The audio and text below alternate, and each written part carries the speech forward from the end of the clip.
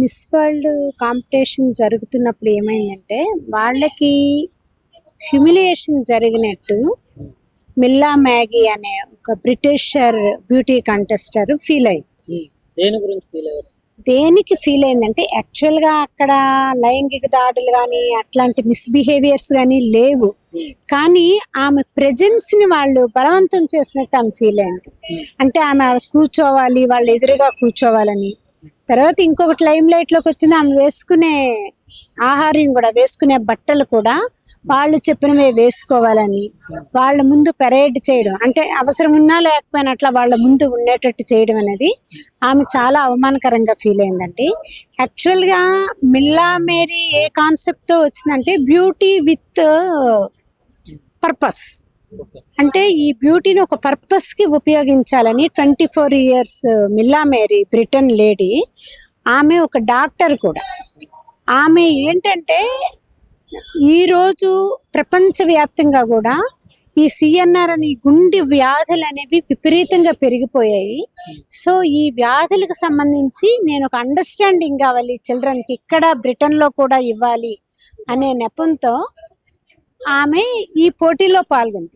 కానీ ఇక్కడ వస్తే ఆమె ఓన్లీ ఒక ఒక ఒక అందమైన స్త్రీ, మా అందరికీ కనువిందు కలిగించే ఒక స్త్రీ అన్న దృష్టితోని వాళ్ళు ట్రీట్ చేయడం అనేది జరిగింది. అంటే డైరెక్ట్గా కాదు, ప్రత్యక్షంగా కాకుండా పరోక్షమైన ఆ ట్రీట్మెంట్ మనం సహించలేకపోయింది. అందుకని ఆమె క్విట్ చేసి వదిలిపెట్టి ఈ ఒక్క మహిళ విషయంలోనే ఇట్లా ఎందుకు జరిగిందంటారు? ఈ ఒక్క మహిళ విషయంలో కాదు, ఇన్ జనరల్ ట్రీట్మెంట్స్ అలాగే ఉంటాయి. మాతో సెల్ఫీలు దిగండి, మా పక్కనే కూర్చొని, లేకపోతే వాళ్ళ డిన్నర్ని వాళ్ళ పక్కనే కూర్చోడానికి ట్రై చేయడం, వాళ్ళ వైపు చూడడానికి, వాళ్ళ అటెన్షన్ గ్రాబ్ చేయడానికి, అవన్నీ ఉంటాయి. కానీ ఈమె she is sensitive lady, it seems very sensitive.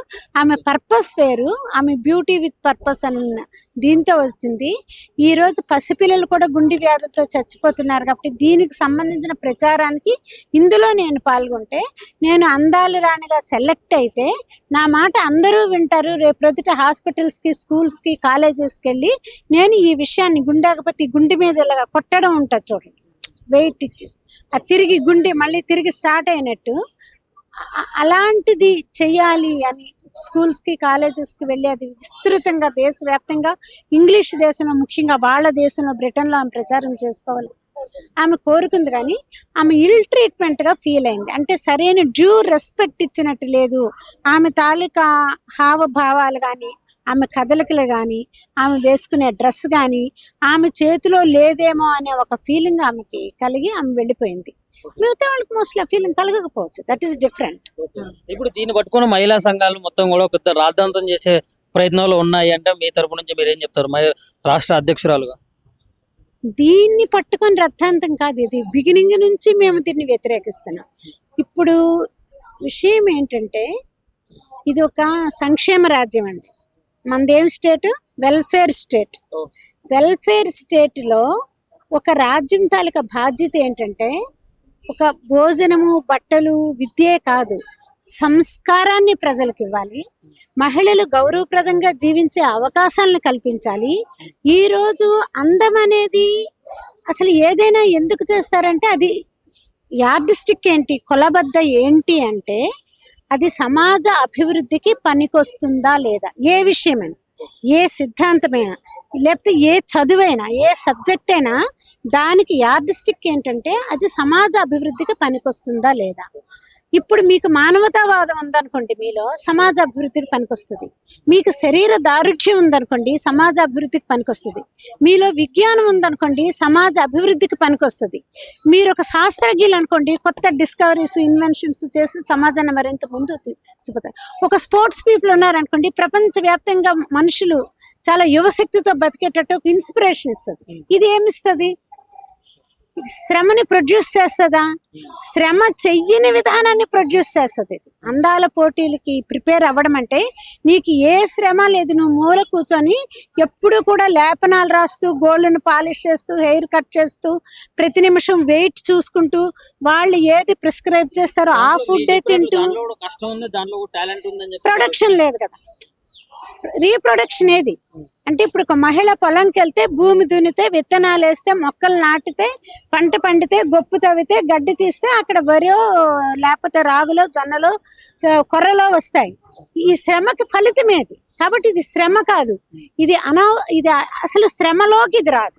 శ్రమ అనే భావంలోకి కాన్సెప్ట్లోకి అందాల పోటీల్ని అందంగా చూపించుకోవడం కోసం, అందంగా తయారవడం కోసం వాళ్ళు ఏదైతే శ్రమిస్తున్నారో వాళ్ళని వాళ్ళది అవమానం పరచుకోవడం, వాళ్ళని వాళ్ళు బలి చేసుకోవడము, సమాజం ద్వారా వాళ్ళు బలి కావడం అనేది జరిగింది. మేము వాళ్ళని కూడా నిందేయలేదు, వాళ్ళు కూడా బలి పశువులే.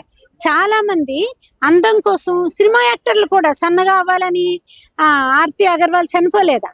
చనిపోయింది కదా, చాలా మంది చనిపోతున్నారు. తర్వాత అందం అనేది ఎప్పుడైతే ప్రొడక్షన్కి అవసరం లేదో, అందుకే శ్రీశ్రీ అంటాడు శ్రమైక సౌందర్యానికి మించినది లేదని. ఈరోజు శ్రమ చేసిన మహిళ ఆమె సౌందర్యం ఏంటంటే సమాజానికి ఫుడ్ పెడుతుంది, అదే అందం అక్కడ. లేదా దేశాన్ని విముక్తి చేయడానికి, బానిసత్వం నుంచి దేశాన్ని విముక్తి చేయడానికి నారీమణులు పోరాడారు. ఝాన్సీ లక్ష్మీబాయి, ఒక రుద్రమదేవి, ఎక్కడ చూస్తే ఆరుట్ల కమలాదేవి, ఒక మల్లు స్వరాజ్యం, ఒక చాకలి ఐలమ్మ. వీళ్ళు సమాజాన్ని బానిస సంఖ్యల నుంచి విడిపించడానికి పోరాడారు. అది శ్రమైక సౌందర్యం అంటే. కానీ ఫిజికల్ సౌందర్యం ఒక సంవత్సరం పోతే వీళ్ళు ఈ అందాల రాళ్ళు పోటీలకు పనికిరారు. లేదా యాక్సిడెంట్లో ర్యాంప్ వాక్లో కాళ్ళు జారి పడితే, మోకాళ్ళు విరిగినా, ముక్కుకి చిన్న దెబ్బ తగిలినా వాళ్ళ అందాల పోటీలో వాళ్ళు మళ్ళీ అలాంటి ర్యాంప్ వాక్ చేయడానికో క్యాట్ వాక్లు చేయడానికో వాళ్ళు పనికిరారు కదా. అందం అనేది సమాజానికి ప్రొడక్షన్కి పనికిరానిది. అందం విజ్ఞానం, వివేచనం, సామాజిక స్పృహ ఏది ఇవ్వనిది. కాబట్టి అందం అనేది పర్టికులర్గా ఉండదు.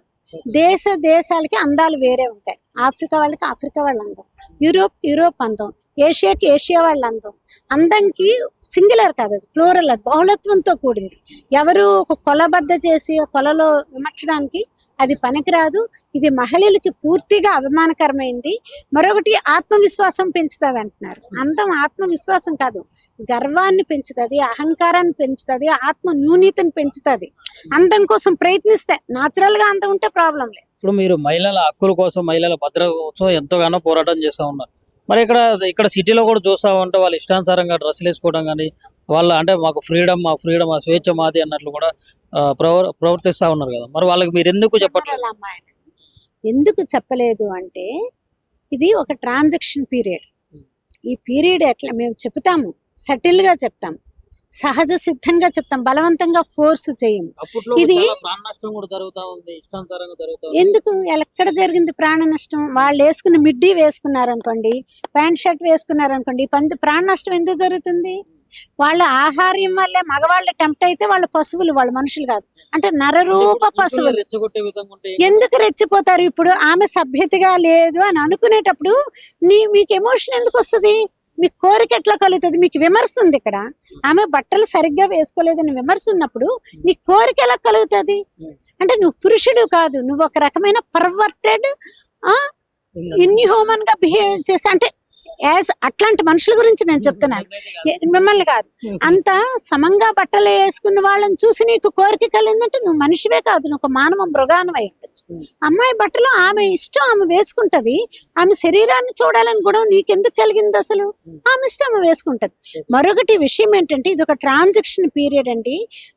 పురుషుల చేత అణచివేతలకు గురయ్యి ఇప్పుడే ఎడ్యుకేషన్లోకి అడుగుపెట్టి, సమానత్వంలోకి అడుగుపెట్టి, అసలు ఏంటి మేము ఇక్కడికి బట్టలు వేసుకుంటే వీళ్ళకేం సమస్య అని ఒక క్వశ్చన్ మార్క్. అది కరెక్ట్ కదా? వాళ్ళేమి బట్టలు విప్పుకొని తిరగలేదు కదా. పొడుగు డ్రెస్సులు, 7 మీటర్ల చీరలు, ఇప్పుడు మన గరికపాటి చెప్పినట్టు 8 మీటర్ల చీరలు వాళ్ళు కట్టుకున్నంత మాత్రాన వాళ్ళు ఎవరిని టెంప్ట్ చేయటం లేదు, ఎవరిని కవ్వించటం లేదు, ప్రొవోకేట్ చేయటం లేదు. ప్రొవోకేట్ చేయబడుతున్న పురుషులు దిగజారిపోయారని లెక్క. అంతెందుకు, వాళ్ళ డ్రెస్సులు బాగోలేవు, అందుకు వీళ్ళు టెంప్ట్ అయిపోతున్నారు, అత్యాచారాలు జరుగుతున్నాయి, హత్యలు జరుగుతున్నాయి. మరి పసిపాప ఏం టెంప్ట్ చేస్తుంది? 9 నెలల పసిపాప ఏమి టెంప్ట్ చేసిందని 9 నెలల పసిపాప మీద అత్యాచారం జరిగింది. 90 ఏళ్ల ముసలావిడ ఏం టెంప్ట్ చేసింది? ఢిల్లీ నగరం నడిబొడ్డిన ఫుట్పాత్ మీద 90 ఏళ్ల మహిళల్ని అత్యాచారం చేశారు. అంటే ఈ నరరూప పశువుల్ని తయారు చేసింది ప్రభుత్వాలు మాత్రమే. అంటే ఇక్కడ మనకి లిక్కర్ అవసరం లేదు కదా, రాత్రి పగలు 24/7 అది ఓపెన్ చేసి తాగించి మనుషుల్లోని మానవత్వాన్ని పూర్తిగా తీసేసి మీరు అత్యాచారం చేశారు, మీరు డ్రంక్ అండ్ డ్రైవ్ చేశారు, ఇట్లా చేయడం అనేది అంటే మనుషుల్నే ఇలాగా ప్రభుత్వాలు ఎందుకు తయారు చేస్తున్నాయంటే దీనికి ఒక ఏర్పడ్డాయి కదా మేడం, అంటే భర్తల భద్రతకు సంబంధించి లేకుంటే పురుషుల భద్రత కావాలని చెప్పేసి వాళ్ళు సపరేట్ ఒక యూనియన్ ఏర్పరచుకొని వస్తుంది, మంచిదే ఏర్పరచుకోనండి, ఎవ్వరికి ఏమి నష్టం లేదు. కానీ ప్రజాస్వామ్యంలో మెజారిటీ సంతోషమే సంతోషం, మెజారిటీ సంతోషం. ప్రజాస్వామ్యం అంతే కదా, ఏదైనా మెజారిటీ ఓట్లు వస్తేనే వాళ్ళు గెలుస్తారు కదా. ప్రతి దగ్గర మెజారిటీనే చూస్తారు ప్రజాస్వామ్యంలో. 100కి 1-2 పురుషులు బలవలేదని కాదు, తప్పకుండా బలవుతున్నారు. వాళ్ళు సంఘాలు పెట్టుకుంటే మాకు అబ్జెక్షన్ లేదు, మేము వాళ్ళ తరపున వాదిస్తాం. మేము ఒక చెడ్డ స్త్రీ ఉందంటే ఆమె తరపున ఏమి వాదించము. 100కి 90 మంది స్త్రీలు ఈరోజు అంటే కష్టాలు పడే వాళ్ళలో, అణిచివేత గృహహింసకు గురైన వాళ్ళలో స్త్రీలే ఎక్కువ పాళ్ళలో ఉన్నారు కాబట్టి స్త్రీవాదం అనేది ఉనికిలో ఉంటుంది. స్త్రీ సంఘాలు అనేవి ముప్పుడుగా ఉంటాయి. మా శక్తి మేరకు మేము చేస్తాం. కానీ బాధిత పురుషులు అసలు లేరని కాదు, అలాంటి బాధిత పురుషులు మా దగ్గరికి వస్తే మేము వాళ్ళకి రక్షణే కాదు వాళ్ళకి న్యాయం చేకూర్చడానికి కూడా మేము అదే సందర్భంగా చూసుకున్నట్లయితే గిరిజన మహిళల చేత కాళ్ళు కడిగించడం అనేది దాన్ని కూడా చాలా రకాల కామెంట్స్ అయితే వచ్చి మరి ఈ సందర్భంలో కూడా మీరు కూడా మాట్లాడినటువంటి విషయం అయితే ఉంది. మరి దాని గురించి ఏం చెప్తారు? అంటే ఇక్కడ రాష్ట్ర ప్రభుత్వానికి అస్సలు చరిత్ర తెలియదు, స్త్రీ పురుష సమానత్వం తెలియదు, ఆత్మగౌరవం అనే భావజాలానికి వాళ్ళు చాలా దూరంగా ఉన్నారు.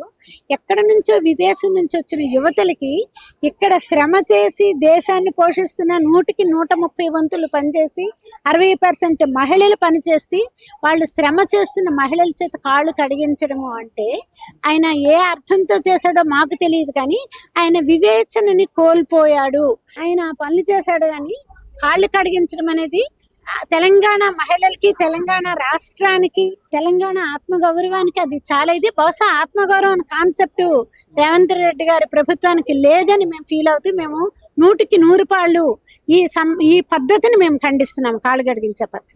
అంటే ఇప్పుడు మహిళలకు మేడం కాళ్ళు కడిగింది, దాంట్లో ఏం తప్పు ఉంది? దీన్ని ఎందుకు కడగాలి? కాళ్ళు ఎందుకు కడగాలి? ఎందుకు దేనికోసం కడగాలి? వాళ్ళకన్నా వీళ్ళు ఎందుకు గొప్ప అయ్యారు? ఎందుకు కాళ్ళు కడగాలి? ఒక గురువు గారు కాళ్ళు కడితే అర్థం ఉంది. కాళ్ళు కడగడం అనేది ఈ రోజు ప్రజాస్వామ్య భావజాలం అభివృద్ధి అయిన తర్వాత ప్రపంచ దేశాల్లోని బానిస వ్యతిరేక పోరాటాలు జరుగుతున్న తర్వాత ప్రజాస్వామ్య దేశాలు విస్తృతంగా ఏర్పడిన తర్వాత కాళ్ళు కడిగే సంస్కృతి అనేది పోయిందండి. కాళ్ళకి వంగి మొక్కడం అనేది పోయింది. మనస్ఫూర్తిగా 2 చేతులు పెట్టి నమస్తే అని చెప్పండి, వంగిపోయి కాళ్ళ మీద పడిపోని అవసరం లేదు. గురువు గారి దగ్గర మంచి విషయాలు ఉంటే, విజ్ఞానం ఉంటే మనం సగౌరవంగా వాళ్ళని గౌరవించి మనం వాళ్ళ దగ్గర ఉన్న గొప్ప విషయాలను కానీ, జ్ఞానాన్ని కానీ, సామాజిక స్పృహని కానీ, స్ఫూర్తిని కానీ, విద్యను కానీ నేర్చుకోవచ్చు. దానికి వంగి నమస్కారాలు పెట్టక్కర్లేదని ప్రజాస్వామ్య భావజాలం ప్రపంచవ్యాప్తంగా వచ్చిన ఈ తరుణంలో ఈ రోజు ఏ గురువు కూడా మాకు వంగి నమస్కారం చెయ్యరని ఏ గురువు కూడా డిమాండ్ చేయటం లేదు శిష్యుల్ని, స్టూడెంట్స్ ని.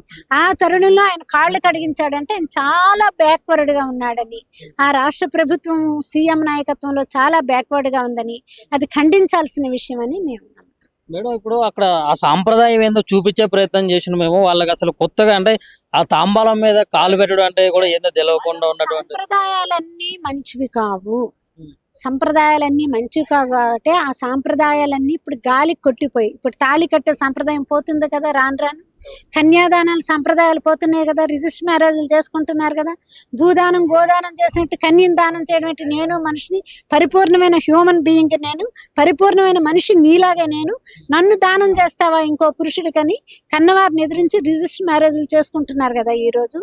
కాళ్ళు కడిగిన అవన్నీ బైగాన్ డేస్ లో, అంటే సమాజం అభివృద్ధి చెందింది. అవన్నీ అభివృద్ధి చెందక ముందున్న పాత సంప్రదాయాల్ని తిరిగి తీసుకురావడం అనేది మన వెనుకబాటుతనానికి పెద్ద నిదర్శనం అని ఇక్కడ చెప్పాలి.